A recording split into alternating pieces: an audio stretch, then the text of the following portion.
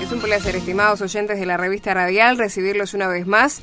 Vamos a estar hablando sobre la Biblia y la nueva versión internacional y una serie de falsos rumores al respecto. Antes saludo a quienes me acompañan en la mesa. Pastor Alberto Díaz, ¿cómo le va? Gusto estar con ustedes. Un placer tenerte como siempre, Alberto. Y Anaises, integrante de Llamada Medianoche, ¿cómo estás? Un gusto estar nuevamente. Lo mismo decimos. Saludamos en la operación técnica a Robert Brasil y quien les habla, Victoria Pereira. En los próximos minutos vamos a hacer referencia a una serie de rumores falsos en cuanto a la nueva versión internacional a través de Esteban Fernández, presidente para América Latina de la Sociedad Bíblica Internacional.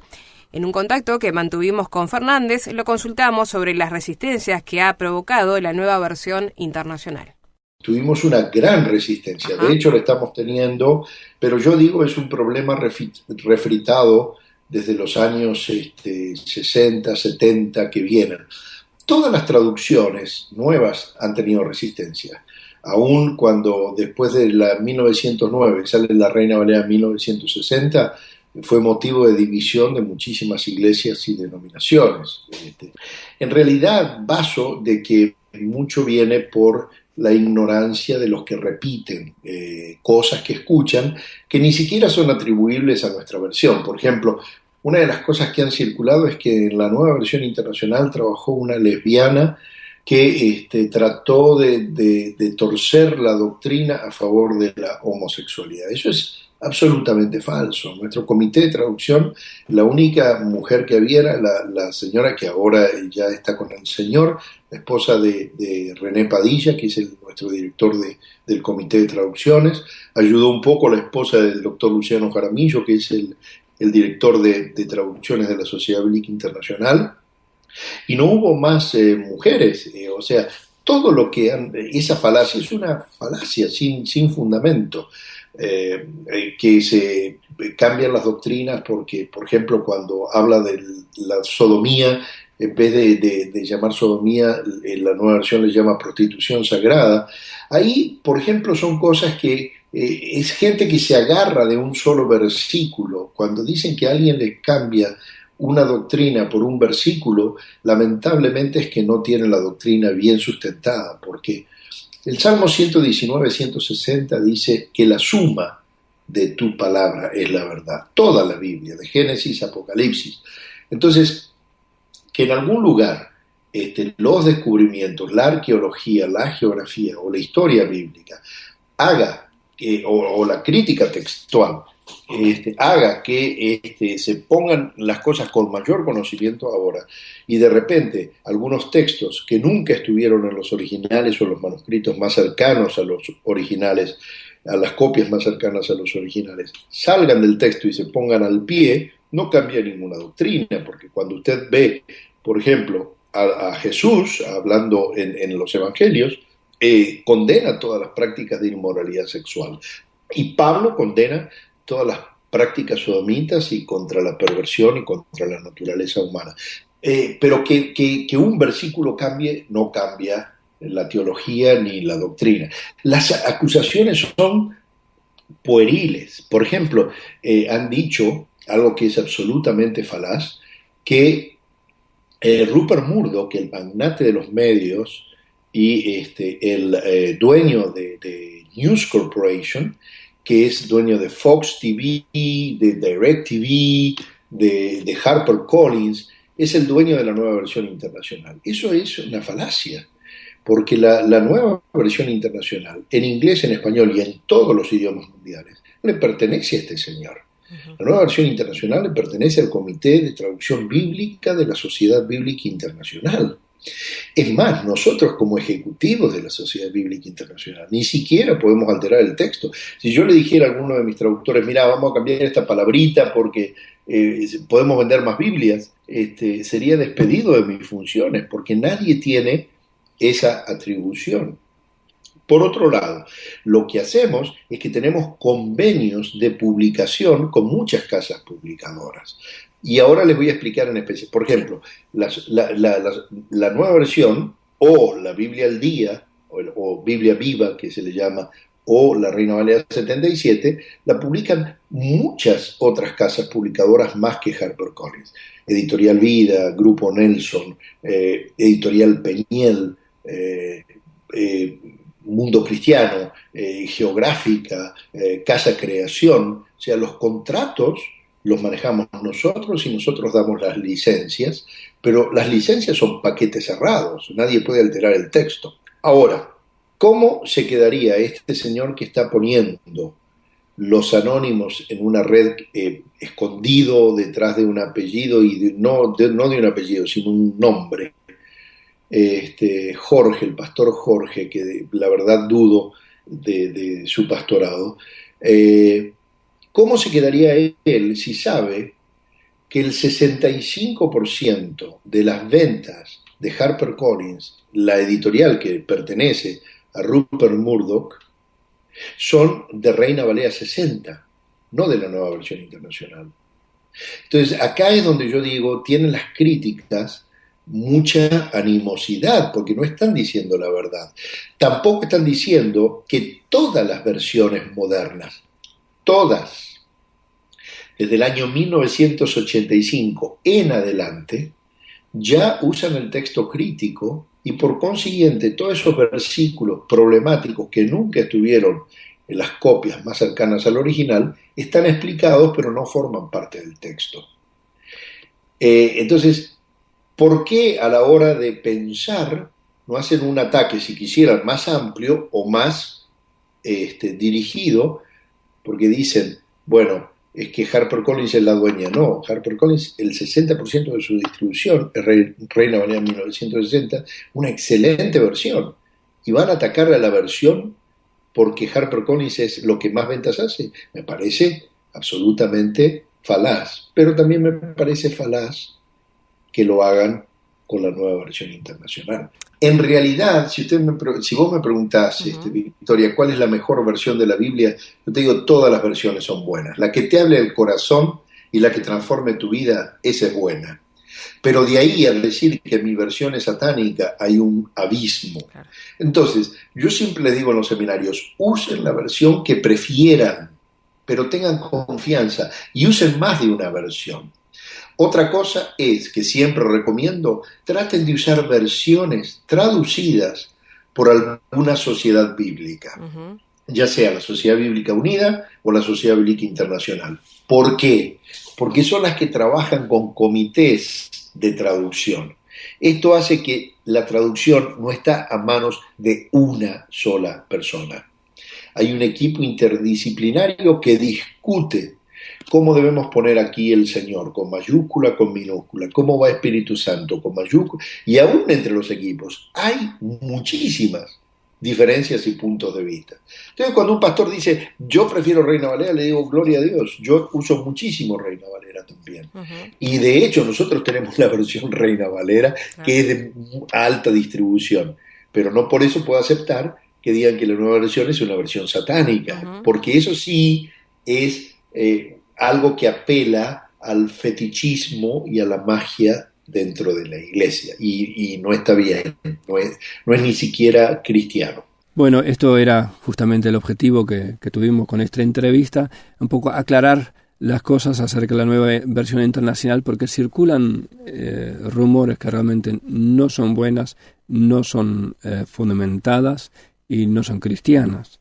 Nosotros no somos los grandes defensores de la nueva versión internacional. Creo que la mayoría de nosotros usa la Reina Valera, pero esta es más bien una situación de tradición y de costumbre que de otra cosa. Todos nosotros de alguna forma nos formamos en la vida cristiana, crecimos con una versión de la Biblia y a esta versión la amamos, la atesoramos, es la que sabemos de memoria. Entonces cuando uno cita de otra traducción, suena un poco ajeno y no nos gusta tanto. Pero este es más bien por estar familiarizado con cierta traducción que por el hecho de ser mejor o peor una traducción que otra. La discusión es difícil, estamos conscientes de esto, pero queríamos sobre todo sacar esta difamación que hay en cuanto a la nueva versión internacional. Una de las críticas que también hay en contra de la nueva versión internacional, que habría una campaña específica de sacar la sangre de Cristo de la Biblia, y citan versículos donde no está la mención de la sangre de Cristo. Uno de ellos es, por ejemplo, Colosenses 1:14, que en la Reina Valera dice: en quien tenemos redención por su sangre, el perdón de pecados. Este versículo no lo van a encontrar en la Nueva Versión Internacional. Pero este no es porque hay una conspiración para sacar este versículo, sino porque los manuscritos que usaron los traductores de la Nueva Versión Internacional no tienen este versículo. Son manuscritos antiguos y los traductores de la Nueva Versión Internacional genuinamente creen que esos son manuscritos más fieles al original que los que fueron la base para la Reina Valera.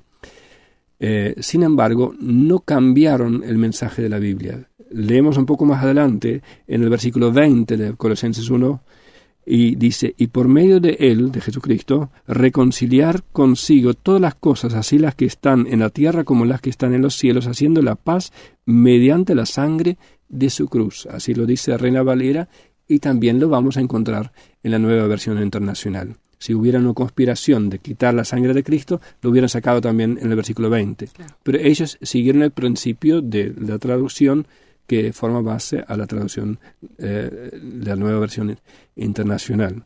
Así que no es una conspiración, no es que no creen en ciertas doctrinas, porque todas las doctrinas están también en la Nueva Versión Internacional. El tema de fondo es: ¿qué es el texto base para las traducciones? Los traductores intentan llegar lo más cerca a los escritos originales, que no los tenemos más. No tenemos la carta de Pablo de su puño y letra, pero sí tenemos copias de estas cartas. Tenemos copias del siglo II, tenemos copias del siglo X, y dentro de todas estas copias hay dos corrientes principales. Hay toda una serie de copias que nos vinieron de la región de Turquía, Siria, y otra serie de copias que nos vinieron desde Egipto. La región de Egipto es una región más seca, más árida, donde se preservaron mejor los manuscritos antiguos, de modo que de la región de Egipto tenemos manuscritos del siglo II, pocos, 40, 50 años después de que fueran escritos los originales. Los manuscritos de Antioquía, el texto bizantino, que viene de Turquía, Siria, es el texto mayoritario, data del siglo X más o menos, los manuscritos, y de ahí tenemos abundancia de manuscritos. Ahora, el entendimiento moderno es que cuanto más antiguo un manuscrito, cuanto más cerca del original, cuanto más fiel es. El único drama es que hay muy pocos manuscritos, y no tenemos la garantía que cada uno de los manuscritos estos realmente fue copiado bien. Tampoco lo tenemos de los otros, pero tenemos muchos que coinciden, y esto nos da más seguridad. De los textos más antiguos, hay algunos que contienen muchos errores. Entonces, algunos dudan de la exactitud con la cual fueron copiados. Entonces, hay dos corrientes en el mundo de la traducción. Unos que prefieren aquellos textos que tienen mucha coincidencia, que tienen muchos manuscritos, aunque más nuevos, pensando también que ¿por qué todo el mundo copió esta versión y no la otra? Aparentemente, en el pasado, algunos prefirieron ese texto por ser más exacto, más correcto que el otro. Pero también está la teoría, y es muy válida, que cuanto más cerca del original, menos probabilidad de que se haya alterado el texto. Y por eso creo que nosotros debemos respetar las dos corrientes. Estamos hablando de diferencias en manuscritos. Estas diferencias son muy pequeñas. La verdad que el 95% de toda la Biblia coincide textualmente. Y ninguna doctrina bíblica es cambiada por elegir una u otra versión. Puede ser que algún versículo cambia textualmente, pero el sentido de la Biblia no cambia en ningún momento. Entonces, lo más seguro, y lo va a decir Esteban Fernández también, es comparar versiones, porque ya el solo hecho de leer una traducción hace que ciertas palabras pierdan una acepción. En el original, una palabra quería transmitir una idea, pero además de esta idea tiene cierta connotación. Esta connotación a veces en la traducción se pierde porque uno tiene que elegir por una palabra que traduce el concepto principal. El concepto secundario se va perdiendo, o un paralelo. En el original se usaron la misma palabra en 2 versículos, pero por el significado tenían que traducirlo por 2 palabras distintas. Estos paralelos, estas acepciones, a veces uno los puede recobrar comparando diferentes versiones y esto enriquece el estudio de la Biblia. Hacemos una breve pausa y enseguida continuamos con la revista radial. Continuamos haciendo referencia a la nueva versión internacional y las resistencias que ha provocado, y junto al pastor Esteban Fernández, presidente para América Latina de la Sociedad Bíblica Internacional, vamos a escuchar acerca de los argumentos en los que se basaron para la nueva versión internacional. Aclaramos que el Textus Receptus que él menciona es parte del texto mayoritario. Las Biblias anteriores, hasta la Reina Valera 1960, y las revisiones de 1960, como la 95, la 77, la Reina Valera contemporánea, han seguido usando como base textual lo que se llama Textus Receptus, que es un texto que nace o que se junta, digamos, o se compila, porque las diferencias básicas están en el Nuevo Testamento, no en el Antiguo Testamento, allá por el año 1100. O sea, es un texto bien tardío de la Iglesia, inclusive que algunas partes tuvieron que ser traducidas desde la Vulgata latina, del latín, de nuevo al griego, para después traducirlas al castellano, porque faltaban muchos textos. Entonces, el proceso de duplicación de las Biblias, hasta que existió la imprenta, era manual. Uh-huh. Entonces, los escribas o los copistas eran los que escuchaban y copiaban, y eso se convertía ahora en un nuevo manuscrito.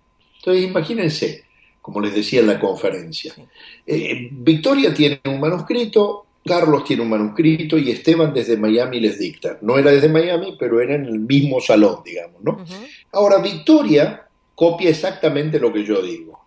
Y Carlos, de repente, dice, cuando llegamos a la parte donde, y estos demonios no salen sino con oración, Carlos, que está peleando contra los agnósticos que creían que había que hacer disciplinas espirituales para vencer porque el cuerpo era malo, acordate que estamos hablando del año del 800 en adelante, cuando había una cultura monástica muy grande, donde había penitencias físicas, uh-huh. Nacieron las órdenes de los que andaban descalzos, los que se encerraban.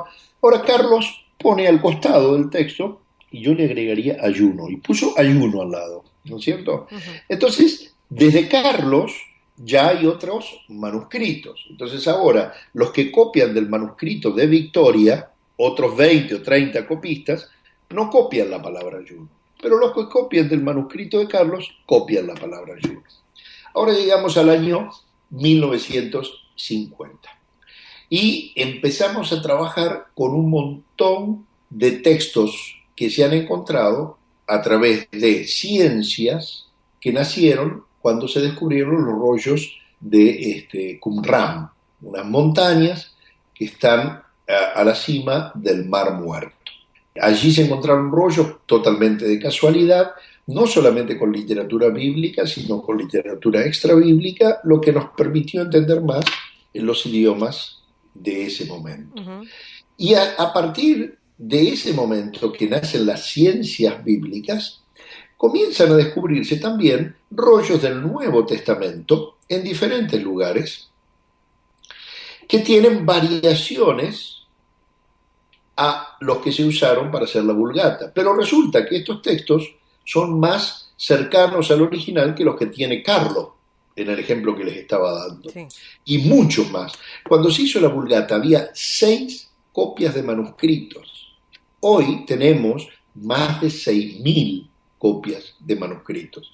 De hecho, el papiro 52, que acaba de encontrarse hace pocos, muy poquitos años, cuando se desdobló, encontramos que fue una copia del Evangelio de Juan, de una porción del Evangelio de Juan, datada por Carbono 14 en el año 125 después de Cristo.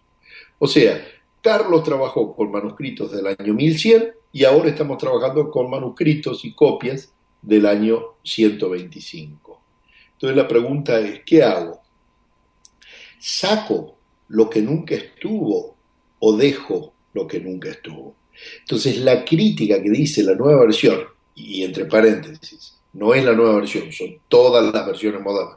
Vaya a la nueva traducción viviente, vaya a Dios habla hoy, vaya a la nueva versión internacional, vaya a la palabra, aún la nueva Biblia de las Américas, todas las que trabajan con el texto crítico ya corrigen esto, pero no lo eliminan, lo ponen al pie o entre corchetes y una nota diciendo, esto no estuvo en los manuscritos anteriores. Eso, ¿cambia la doctrina del ayuno? No, en absoluto. Di un ejemplo solamente, claro. Porque la doctrina del ayuno está en toda la Biblia, pero en ese versículo nunca estuvo, Carlos lo anotó. Por ahí, para dejarle un poco más claro al oyente y más bien dejando un poco de lado la polémica y sí yendo un poquito más a la parte en sí de la traducción, preguntarle por cuáles son los criterios o los valores, por así decirlo, que ustedes manejan a la hora de interpretar, y además, ¿por qué una nueva traducción? Pensando que, bueno, ya muchos podrían pensar, bueno, hay una Reina Valera, esa versión ya es suficiente. ¿Por qué pensar en una nueva versión? ¿Por qué pensar en renovar la traducción? Y como le preguntaba también, bueno, ¿cuáles son por ahí los principales criterios que ustedes manejan? Muy bien. ¿Por qué? Porque el idioma va cambiando. Hay que cambiar el lenguaje sin afectar el mensaje. Nosotros somos de una generación, yo tengo 58 años, 5 hijos, 7 nietos, y tengo un lenguaje diferente al de mis nietos, que son absolutamente virtuales, son lacónicos, usan menos palabras, pero el mensaje de Dios es relevante para ellos. Yo no puedo predicarles a ellos el Evangelio diciéndole, vosotros habéis sentido, porque ellos no hablan de esa manera. No, realmente no podría llegarles al corazón de esa manera. Dios no habla en el idioma del español del siglo XV. Dios quiere llegar al corazón del hombre posmoderno, del hombre que está precisamente perdido, no del que está dentro de la iglesia. Para la iglesia, por ahí, hay lenguajes que son mejores que otros, pero para el que está afuera, yo creo que hay que actualizarse en eso, sobre todo en medios de comunicación y demás. Muy bien, la idea era entonces compartir un poco acerca de la nueva versión internacional, los rumores que han surgido, despejar algunas dudas. Y en este caso, Alberto, hacemos una pregunta que por ahí puede ser base, ¿no? A la hora de elegir qué tipo de versión o qué tipo de Biblia vamos a adquirir para ampliar los estudios y, bueno, qué es lo importante que debemos tener en cuenta a la hora justamente de hacer esa elección.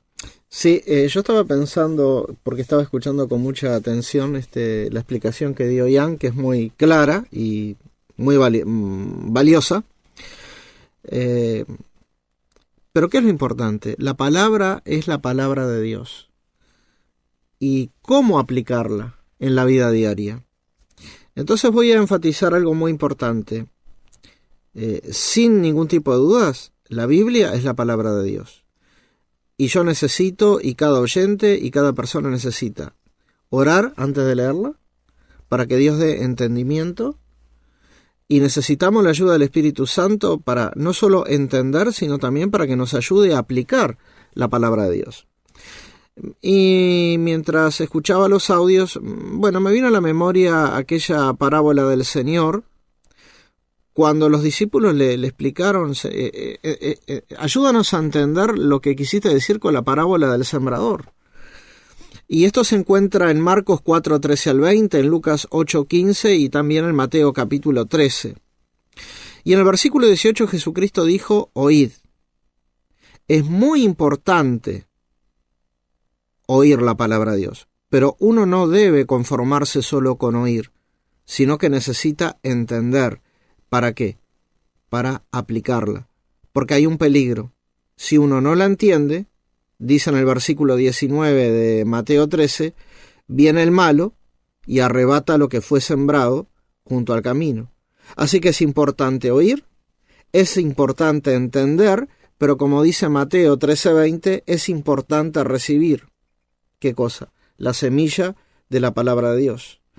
Dijo Jesús que el que fue sembrado entre pedregales la recibió con gozo, pero por no tener raíz en sí misma, era de corta duración, Así que es necesaria una buena raíz para uno mantenerse a pesar de la aflicción, de la persecución, por causa de la palabra, porque después viene el tropiezo. Así que uno tiene que oír la palabra de Dios, entender la palabra de Dios, recibir la palabra de Dios. Pero déjame decirle algo, aún no es suficiente. ¿Por qué? Porque hay cuidado, tenemos que tener mucho cuidado. ¿Con qué cosa? Con los espinos. ¿Y qué son los espinos? Los afanes de este siglo, el engaño de las riquezas, porque dice en el versículo 22 de Mateo 3 el Señor Jesús que ahogan la palabra y la hacen infructuosa. Entonces, cuidado. Entonces Jesús concluye su lección diciéndonos en el versículo 23 de Mateo 13 que el que fue sembrado en buena tierra, este es el que oye, entiende la palabra y la recibe. Y por recibirla produce a 100, a 70 y a 30 por uno. Entonces, qué importante es que nosotros oremos, pidamos la ayuda a Dios para oír, entender, recibir y poder producir fruto para la gloria de Dios. Con un abanico de versiones que pongamos en nuestra mesa para entender que lo que estamos leyendo es la preciosa palabra de Dios. Y como dijo este pastor, y como dice en la palabra de Dios, que lo más importante en el Salmo 119, versículo 168, la suma de tu palabra es verdad. Estamos llegando al final del programa. Quiero agradecerle tanto a Alberto como a Ian por los comentarios en este programa, a ustedes por la sintonía, recordarles que nos pueden escribir, lo pueden hacer a Revista Radial, @llamadaweb.org, también nos pueden buscar por Facebook, Llamada Medianoche Uruguay, nos identifican por el logotipo en verde, o nos pueden visitar en la página www.llamadaweb.org. Será hasta un próximo programa, que pasen muy bien.